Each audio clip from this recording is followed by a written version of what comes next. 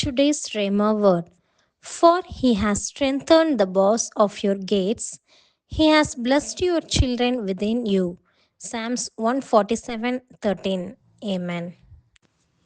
அவர் உன் வாசல்களின் தாழ்ப்பாள்களை பலப்படுத்தி உன்னிடத்திலுள்ள உன் பிள்ளைகளை ஆசீர்வதிக்கிறார். சங்கீதம் 147:13. ആമേൻ. യഹോവ നിന്റെ വാതിലുകളുടെ ഓടാമ്പലുകളെ ഉറപ്പിച്ച് നിന്റെ അകത്ത് നിന്റെ മക്കളെ അനുഗ്രഹിച്ചിരിക്കുന്നു. സങ്കീർത്തനങ്ങൾ 147:13. ആമേൻ.